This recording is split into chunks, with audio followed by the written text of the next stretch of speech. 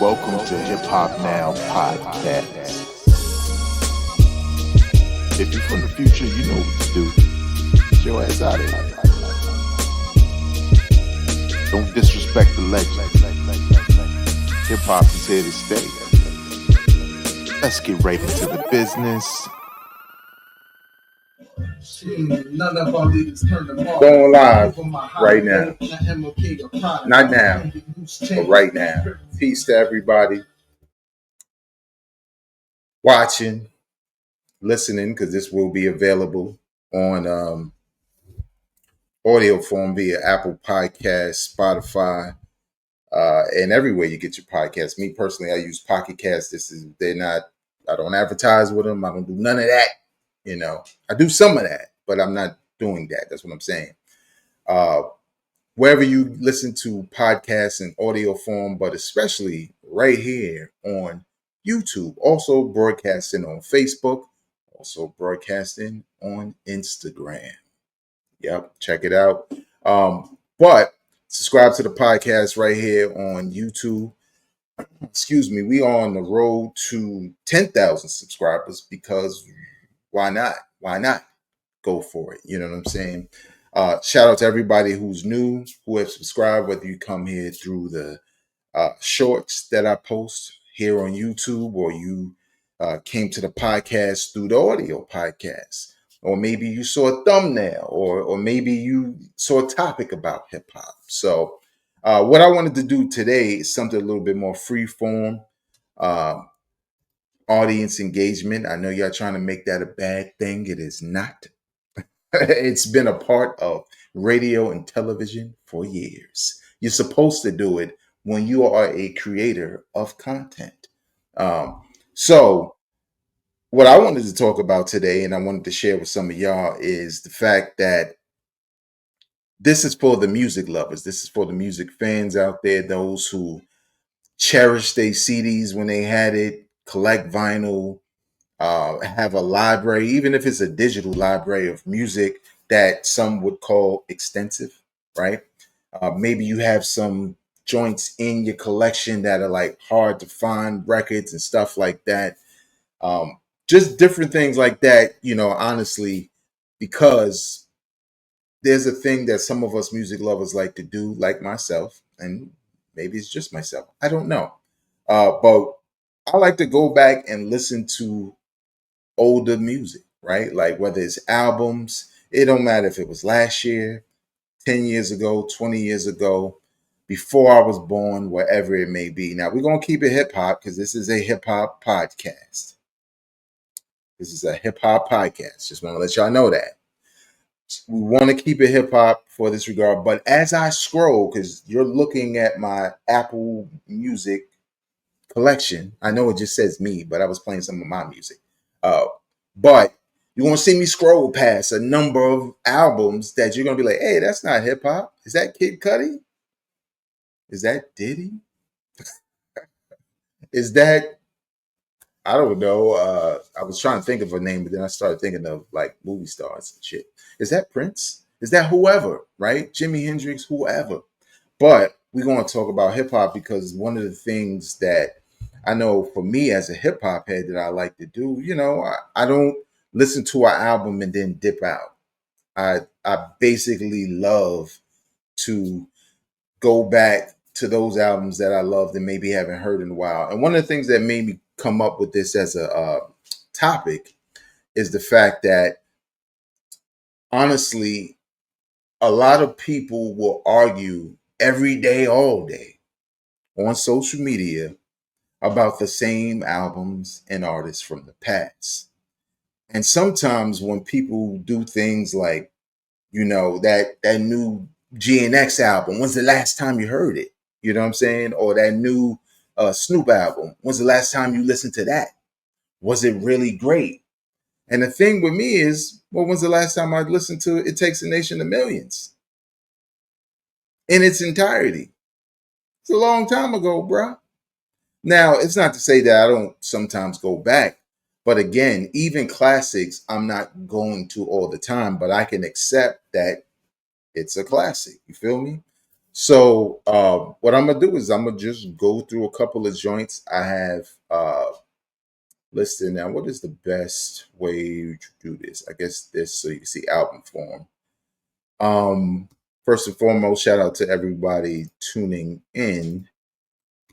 Neltron says, should have kept my cassettes. Still got the vinyl and CDs though.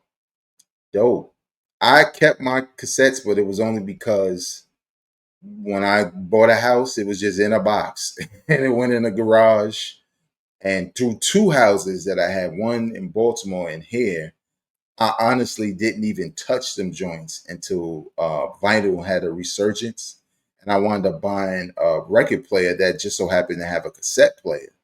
So I was like, oh, well, let me go dig in them cassettes. And then when I saw what I had, if you watch this podcast in the past, when I was like in my garage, aka the dungeons of rap, I had some of the album cassettes behind me. Actually, they're right there, but you can't really see them. If you look, see where my finger point right there. A couple of them are right there. CDs though, I got rid of CDs a while ago. I ain't gonna lie. At some point, way before music streaming services came about, it was really during the iPod and MP3 era where I was like, damn, imagine if I could walk around with a device that has my entire music collection. Because previously, it used to be what album am I taking with me when I go to work or I go to school and stuff like that. But then when it came to that, it was like, you mean to tell me I could have my entire library here? So my CDs got liquidated, okay? But not all of them. There were some CDs where I was like, I need to keep this because this is the original Illmatic CD I bought in '94. This is the original Reasonable Doubt with the gun on the CD. You know what I'm talking. Real heads know. Not the Def Jam release. The one Reasonable Doubt where it's like the little whatever. I ain't in the hood like that. I don't know what the name of the gun is. But you know what I'm talking about. Keeping CDs like that. But when it came to my CD rack, sold all them joints, man. I ain't gonna lie. I sold all of them. I wrote a post about it because of it was the blog era at the time. So so that was that. Yents, what up, man? I don't know what that means, so I'm just gonna keep it moving. Okay. Uh, what do you say? Neltron says I usually go back to Death Certificate or AT Aliens. Definitely revisit a Tribe Called Quest. What else he saying? I go back to BDP by all means necessary. For sure. Do you go back to that more than a Criminal Minded or any one of his other albums? Let me know. Because that's interesting. There's a lot of people, again, who will talk about classic albums, but the album that we typically go back to is like something else, right? Like I almost never go and listen to Illmatic in its entirety, but I'll do that for It Was Written. And I think that may have something to do about where I was at that point in time in my life. Which was what was that, 96? So I was like in college. It was my second year of college. Matter of fact, it was the summer of me being a business major at Morgan State University. Uh and having a job slash internship at Chase Manhattan Bank, not the bank, but like the corporate joint, because I'm a business major. I'm trying to get it going. And this was before, obviously, the situation with the World Trade Center, the Twin Towers. But I was working like right there. And I remember I bought It Was Written at a record store right down there. And I was listening to that and Reasonable Doubt. Tribes, what was the name of the Tribe joint? Beats, Rhymes, and Life had dropped. Like I was just buying music, because they were paying me and they wasn't really giving me no work. So let me not keep it 100 like that. Let me see what Yent says. Lost all vinyl to Katrina. Damn, still have all my cassettes. Don't have many CDs. Man, I think losing all the vinyl probably hurts more. At least to me, like especially since vinyl has kind of made a comeback, and there's just something about the sound on vinyl, especially with particular records. Like when I bought Songs in the Key of Life on vinyl, and I've had it digitally, I had it on CD, but when I played it on vinyl, I was like, damn, this old school, man. I'm about to sniff an eight off the table. I'm joking. I'm joking. I've never done drugs. Neutron says, yes, I do. I wasn't outside when Criminal Minded dropped. So when I did go back, by all means necessary, stuck with me, even though I did Criminal Minded. That's dope. That's dope. I could dig that, man. Again, it's situational when it comes to music in general. Um, so what I'm going to do right now. Oh, hold up, just real quick. Against what you say, it took a long time to get over that loss for sure. Oh, shit, I bet. I'm going to go to one where most people know, right? And Neltron just said it. Hold up, I ain't turned my keyboard on, y'all. Hold up. My kids told me I'd be moving too slow. Like, hey, look, man, I don't do this all the time, like y'all. Okay. Yes. If you don't know, this is hands down my favorite album of all time. So of course, it is a go-to for me. At least twice a year. Sometimes it might be a record or two here and there I'll bump, like, yo, I ain't hear that joint in a long time. But when you talk about an album that I never get tired of, that I could literally, again, twice a year, go back and just play this joint like I'm hearing it for the very first time. And it's just such a dope album because, again, we're talking about times in our lives and when albums and connected with us, at that time. And in 1991, going to get my gun and shoot. Hold my bad.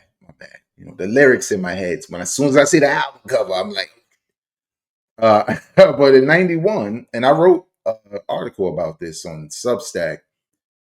This was around the time my mother was like, "I'm going to give you kids allowance," and we like, what? We can't even get snacks from the bodega, and you going to give us allowance? I had to question, like, what is my mother doing? She selling drugs now or something? I didn't know. But all I know is that when it came to that allowance, I was going to get some music. And if I saved up enough, I would probably get a game, a video game or whatever. But this Death Certificate was like the second album I purchased with my money, with my allowance. And again, this is what you can read my article on Substack. And when I post this video, I'll put a link to my Substack in there because I wrote exactly this story I'm telling you. But I remember the first time my mother gave me allowance and I was going to the record store, she was like, "Don't buy no music with no cuss words in them." And I was like, that's exactly what I'm about to do. And the good thing for me was my mother didn't pay attention to the parental advisory sticker that says explicit lyrics right on the damn cover. Cause she was like, "Let me see what you got," and I was scared as hell. I was like, and she was like, "Oh, what's this about?" I'm like, "Oh, he's talking some righteous, brothers get together, form a bond," and and then I was off to my room to listen. Okay. But yeah, Death Certificate, all time classic, arguably the best album in Ice Cube's catalog. Some will say different. Let's go to a couple of comments before I go to the next joint. Definitely, if you're watching, don't be afraid to leave your comments in the comment section when it comes to your go-to music, and you can put some R&B. I won't throw you out the window, nothing like that. Hold on, let me see. And let's allowance. Yint says, "Is it showing Ron Pays, Mecca and the Soul Brother, Mantronics, Criminal Minded, so many?" Hmm. So on a regular, you go back to these joints. Hmm. Classic. Neltron says the sticker worked against those who thought it would hinder the kids. Absolutely. Absolutely. Because when the kids hit the record store and they saw that parental advisory, they're going to be shooting and cussing and killing on this album right here. We was like, oh, excuse me, sir, I'd like to buy this one. Like now. You know what I'm saying? Uh, all right. So here's another one. And again, if you watch my podcast, you already know what I'm about to type. All you got to do is see one word. Hold up. We're not doing Apple Music, though. We're doing my stuff. Okay. That's the problem. Do Rag Dynasty. Okay. Whoop, don't want to hit play on the music. Don't give them brothers any money. Okay. 360 Waves, Do Rag Dynasty 2012. I don't know if you've ever even heard of this album, but I have a million times over and over. This album, for those who may be wondering, what the hell is that? And what kind of Photoshop with Kareem with the do rag on, blah, blah, blah. First of all, I thought it was ill. But second of all, since y'all love them and know them now, produced by Alchemist. This album is a boom bap head's dream. Like, you know, the dude, you know, your friend or whatever, where he like nod his head to sleep listening to the beats. This is the kind of music, and they say boom bap. If you don't even know what boom bap is, this is what it sounds like this. I didn't expect this. I put it this way: I didn't expect to like this that much. So with my podcast, I tend to listen to albums that obviously are popular, or I see a little chatter about it on social media, or maybe I'm seeing a ton of like underground hip hop sites talking about it and reviewing it. So I'll go and give those albums a listen, and I'm like, okay, cool. Alchemist on the beats. I know some of the rappers. Oh, Prodigy's on here. So it was one of those things where I was just going to listen, and I was in the gym, and I was like, this joint kind of crazy. You know what I'm saying? I was in there like, I think I kind of like this joint.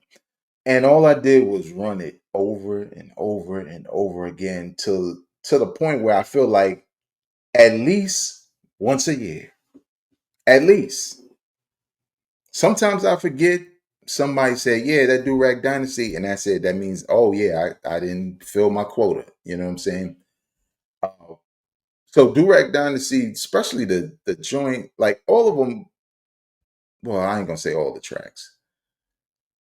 The majority of the tracks on here are fire, right? So this is a solid album for the most part. But the Prodigy joint, Fish Me, that beat,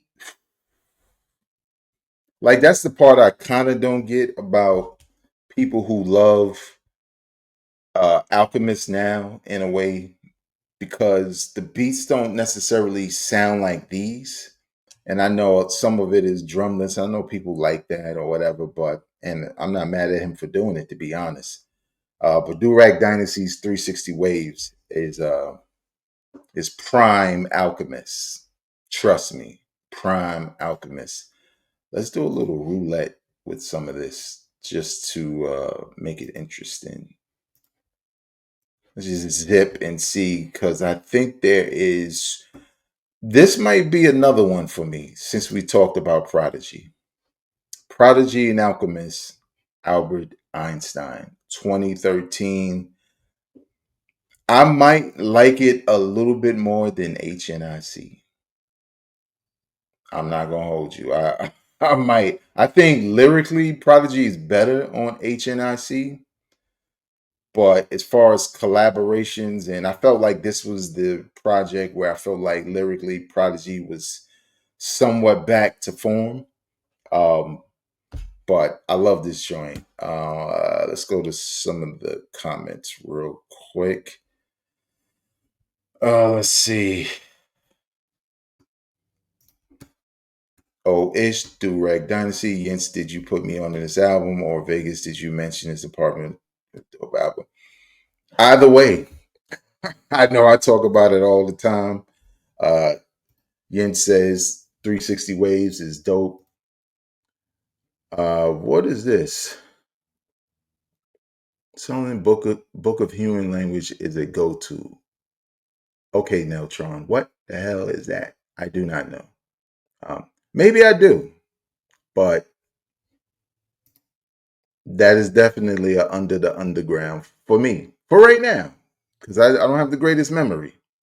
So you might say, "Nah, it was a joint." When Dr. Dre did and I might be like, "Oh right, okay, I got it now." ODB Return to the 36. You know what? When that album dropped, let's just say I was entertained by it, but I almost never go back to it.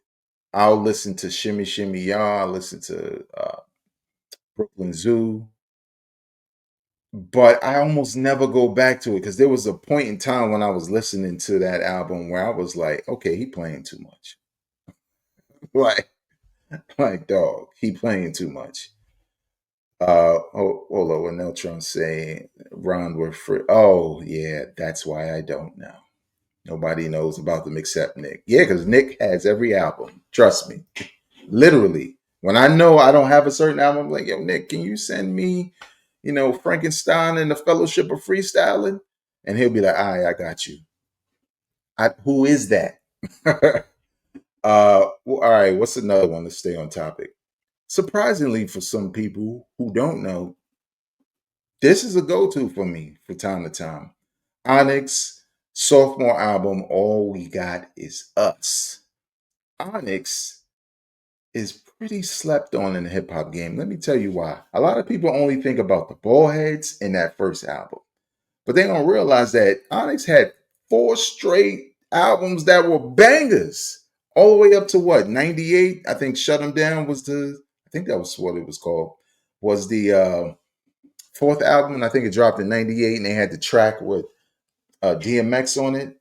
But their sophomore release, All We Got Is Us, is crazy. Beats, rhymes, tone. This was 95, so I was like a freshman at college. And I remember we was playing this joint like crazy. Last Days, that Last Days beat. That might be one of the greatest beats in hip hop of all time. Not because I know some of these people like, list and stuff like that. Oh, is it better than? No, I didn't say that, nigga. But yeah, Onyx, All We Got Is Us is definitely one of my go-tos. Let's see if we can spin that wheel real quick. What we got? Anything here? That Bob Marley is for sure. What else we got?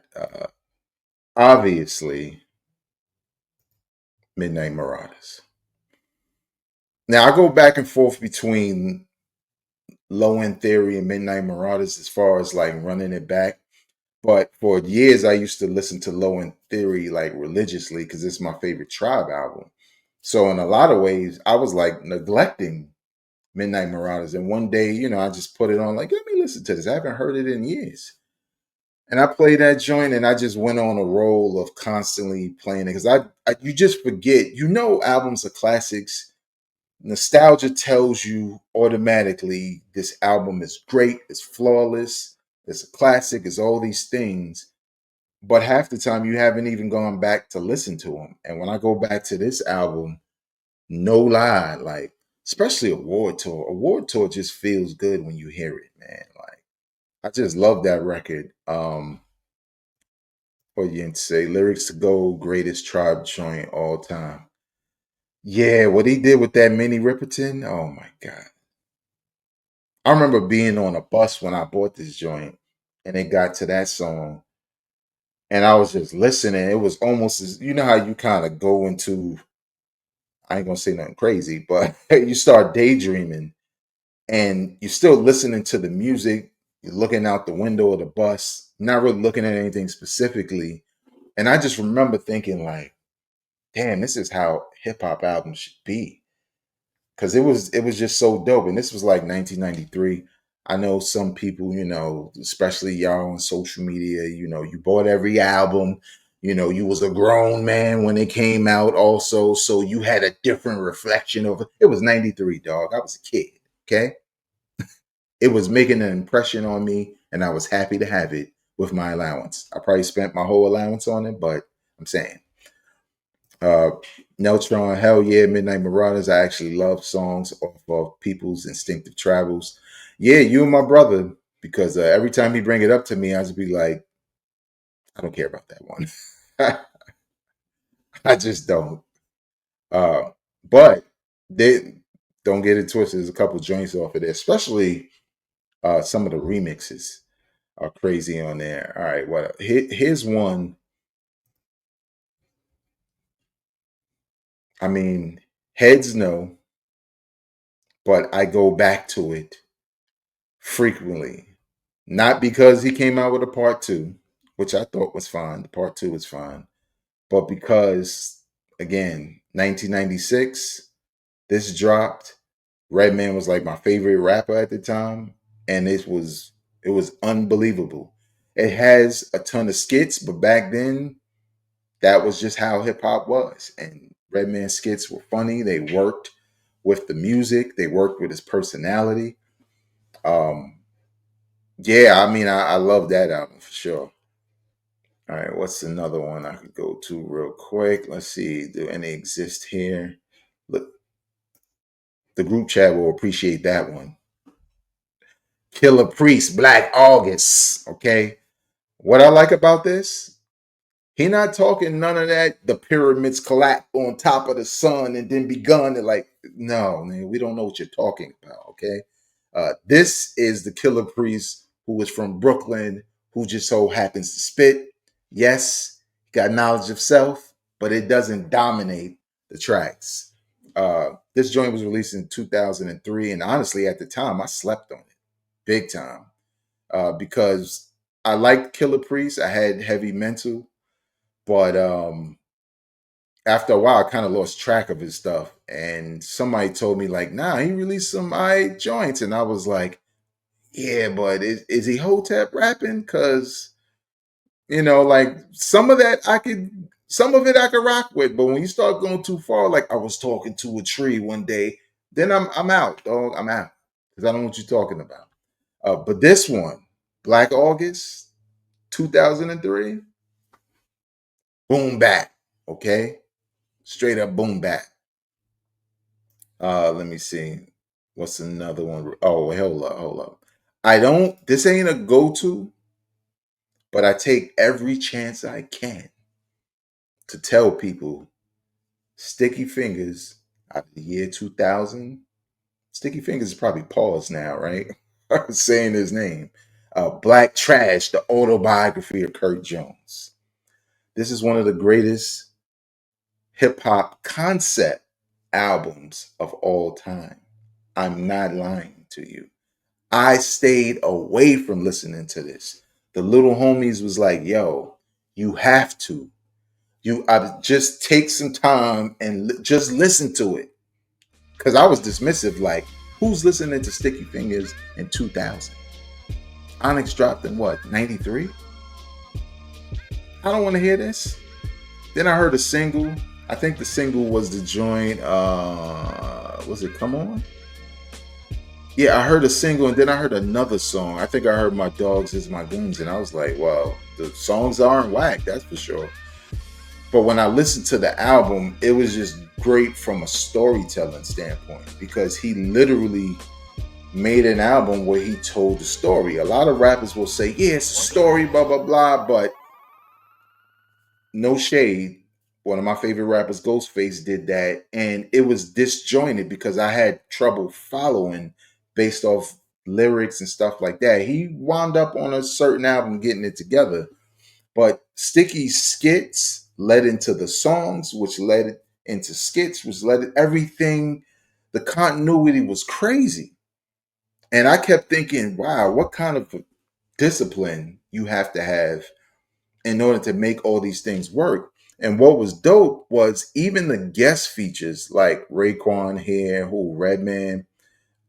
This was a court like song, but it was like a posse cut with Rod Digger on it. Who else was here? Somebody else was on this joint. I think Eminem was on here.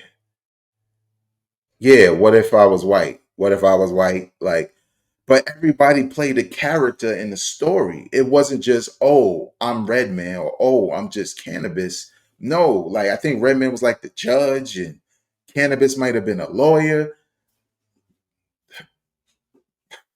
If you are a hip hop head and you just don't need hip hop to be one thing and you want some variety and creativity, check this out. Follow the lyrics. That's all you got to do. Follow the lyrics. Liking the song is just, a bonus. Let's go to some comments really quick. Hold up. Didn't mean to go to that. Yo, Muddy Waters, that's my favorite Redman album. This gets much play throughout the year. I feel you. Damn, no pyramid emoji when you need it. No Hotep talk on this album. Why I ain't say that? It's there because it's Killer Priest. But if you listen to some of his like more current music, it's all Hotep. Except for one that dropped not that long ago where I was like, he back? So let me see. Slept on this. Damn, I gotta do my homework. I guess you talk about the Sticky Fingers joint. Yeah, add that Sticky Fingers album. Is that hold up. This reminds me of the Prince Paul album concept wise. Yup, exact same thing. Just a little bit more hardcore because it's Sticky Fingers, but man, I was sleeping hard and the little homies was like, you need to wake up. Okay. What else we got here to go to? You see, I got some joints in. You already know Michael Jackson in here somewhere. Here's one.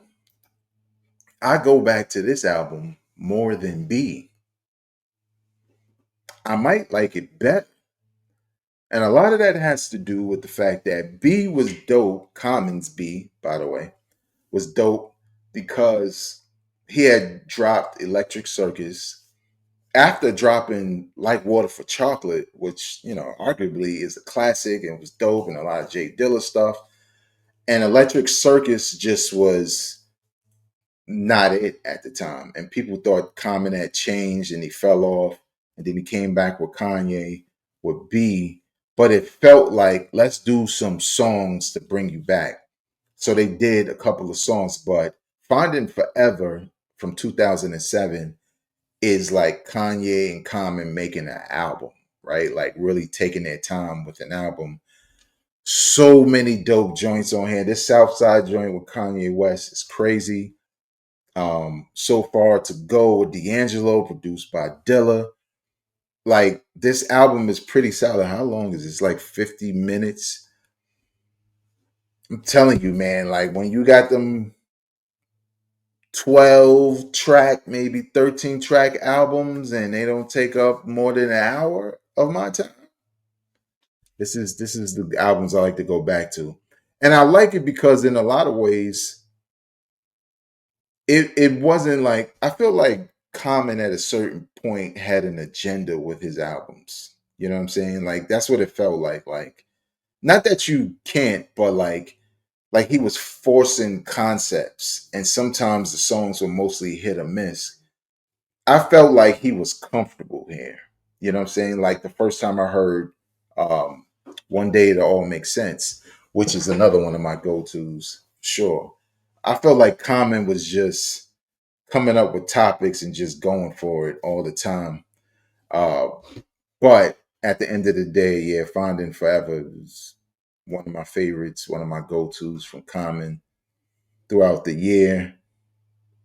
What else we got? Spin the roulette up real quick. See what's here. Couple of joints, but not really any go-tos for me. What else we got here? Shout out to What Up Vern. Some more recent stuff up here. Some oh yeah, because we go on the recent. So let's go way back. Because since the dates are here, let's go way back. Not the dates of release, just when I uploaded them joints. Not hip hop, but you already know. Okay. Here's a go-to. Probably the one J Electronica project I go back to on a regular basis. Star Wars EP J Electronica 2011 before Exhibit C. Because some of you, like, Jay J Electronica philosophers, historians. It begins for you with Exhibit C. Look, man, look at the goddamn track list, and it's not here because guess what? It wasn't out. Now I know this says 2011. That's probably wrong. Okay, because if you know iTunes, you put music in there, and they'll change the album cover and everything. So this probably 2011. I fixed all of this, but it definitely was earlier than that. But this was the album where, or not the album, but the EP slash mixtape where Jay Electronica rapped over a lot of Dilla beats. But the one that probably got him a lot of notice is the last song, Eternal Sunshine, The Pledge. Um, if you didn't know, Jay Electronica is also a producer. And again, I've told this story 1,000 times, but not Jay Electronica, Mos Def. I went to see Mos Def at Carnegie Hall with Robbie Glasper. And again, this is before Robbie Glasper Black Music. This is like early time. And I was really going because Mos was going to be there. And I knew Robbie Glasper from the jazz world, but went there, Mos surprised me because he was doing all types of other stuff. He was doing spoken word, he was singing, he sung Poison by BBD. And it sounded good, which was crazy. He did a Ghostface record. He was like covering records. And then he was like, yo, I'm gonna cover this one record from this dude. You may or may not know him. You know what I'm saying? His name is Jay Electronica. And then he quoted like a line from Eternal Sunshine. And then he went on to rap the whole thing. And I remember like going, this is during the MySpace days. I remember going straight to MySpace because I think that's where he said he saw him or something like that. And realized that I had already listened to it. I just didn't realize most knew about it. So again, if you want to hear what it was like to hear untainted pre Exhibit C J Electronica, you can track this EP down. I don't think it's on streaming services because it was like a mixtape. This was the blog era, so cats were just uploading their joints and getting popularity based off of that. What else? I'm gonna do a couple more before we head out. What's here? Here's one. Oh shoot, almost lost it. Here's one that is a sometimey go to. Now the single's just here, but I do have the album. I actually have the actual cassette back there. Showbiz and AG, Runaway Slave. This was one of those albums I bought in '92 with my allowance money, and I felt like I was really learning something. Not that they were deep and heavy with some pause, okay, with some educational raps. It was just that it was such a variety of content. You know what I'm saying? When it came to the bars, when it came to the beats, the selection of the beats. Like when you hear a song like Party Groove on there, that was dope. That I had heard a lot at block parties in New York. But then when I heard Soul Clap, I was like, yo, what is this? Like, you want to talk about true early essence of boom bap? That is it for sure. Showbiz and AG. Yin says AG slept on, in my opinion. Yeah, I don't think he gets his flowers because at one point he was pretty popular, definitely in New York City as an MC. But yeah, as time goes on, unfortunately, people forget and then they keep it moving. Um, Here's one of my go-tos right here. Now, this is part one. Hold on, let me see if there's a part two. I mean, not that was part two. Let me see if I have part one. I think I do. Yeah. This is probably.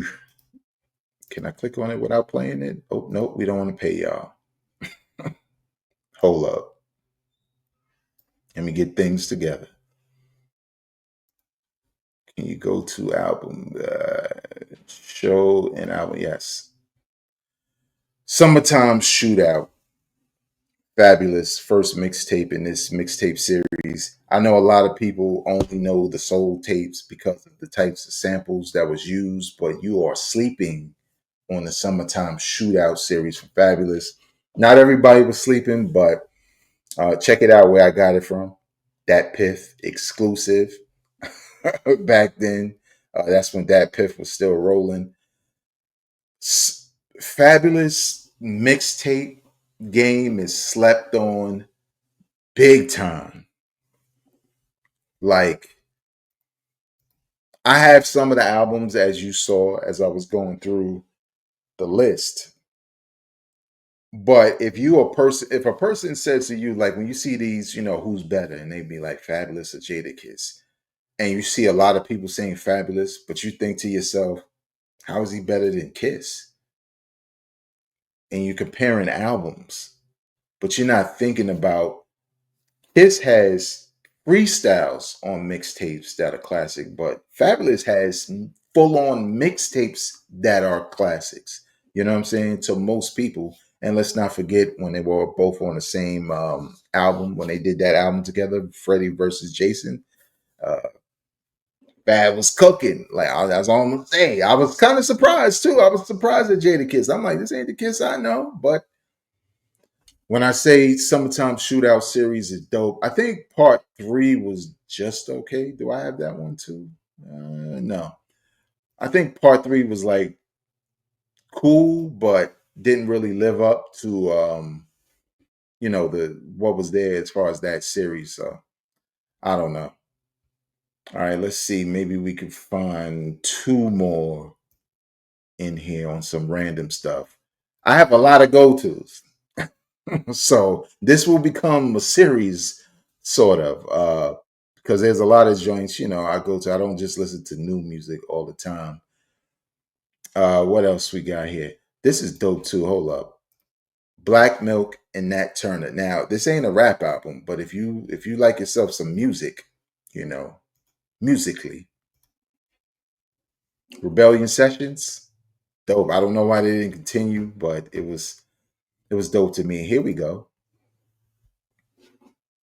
Big Crit, Return of Forever. I think it just celebrated an anniversary. I think he called it an album. He was like, "Yo, I just want to, celebrate my album." I was like, "That's an album." This was before. This was before the Def Jam record deal that he wound up having. And honestly, this was the project that made me a fan. You talk about a producer slash rapper who could do both well. Also, I felt like all of the artists or the rappers from the South that I liked in the 90s, he was kind of like, it's kind of like how people look at Kendrick, right? There's something about Kendrick that reminds you of early West Coast hip hop, but he's not a copy of that, right? He's inspired by it. I felt like Big Crit's music was inspired by, Outkast and Goody Mob and 8 Ball and MJG, like the UGK. Like, I know that's Texas. Y'all can have that battle between who's South and who's, I don't know. It's all South to me, okay? But this, if you've never heard of Big Crit, I'll say start with this because this is the one that got me in. If you like music that you could sit back, chill, but it's also dope, and the dude is like rapping, like you could tell he's nice with the pen. It's almost like when I heard this, I was like, damn, why doesn't he have like a bigger deal? And then he got the Def Jam deal, but the thing about that deal with Def Jam, it felt like every time Crit dropped an album, nothing was living up to what he had done when he wasn't with a major. Nothing to me at that point in time because he had a couple of albums or mixtapes or whatever before the Def Jam deal that was so dope. And after he left Def Jam, I think he put out like a double CD, which I think is slept on. Maybe we talk about that later. Maybe that could be a live stream, just breaking down Big Crit stuff. It was that like it was like he returned to form, like he figured out what was wrong with his music when he was on Def Jam or what was missing. and brought that back. But Return of Forever, I'm about to listen to this after I get off this live stream. Uh, Big Crit, 2011, one of my favorites. And let's just find one more. Uh what's one more? Let's go somewhere here in the middle. Yeah, this is one. This is definitely one. One of my go-tos for sure. Jay Dilla's The Shining. I listen to Donuts a lot, but this is the one I go back to more frequently. 2006, Buster's on this album. Common, like I mentioned earlier, with what you call it, with D'Angelo on the hook. So Far to Go. That's that joint. You probably heard it a million times. This is the type of album where I say, at least production wise, because you can think of a number of, whether it's uh, Donuts or some Slum Village stuff that you can introduce somebody to Jay Dilla. But this is one where I don't want anybody to get afraid. Some people be afraid of boom bap. Soon as they like, is it gonna be like, I walk with my tins and they be like, yo, I don't want to hear that. This is the type of album I'm like, yo, listen to this varied production on this album from Jay Dilla. Yeah, yes. E equals and that beat. Oh my god. This is one of those albums again, can be your introduction to Jay Dilla and his music because it's stellar. That's gonna do it for me. You can follow this podcast in audio form on Apple Podcasts, Spotify, or wherever you get your podcast listening experiences from. Also, YouTube. If you don't know, if you're not watching, maybe you're listening to this joint, Hip Hop Now Pod, where I do a Hip Hop Now podcast weekly news podcast episode every week right here on this channel. Other content also exists on this channel, so subscribe. We on the road to 10,000 subscribers. Hit that like button if you like it. Again, subscribe if you love it, but most importantly, share with people you know enjoy this kind of content. Until next time, y'all, I am not a critic. I'm a fan. Peace. Now you're gonna listen to some more of my music, maybe. Maybe not.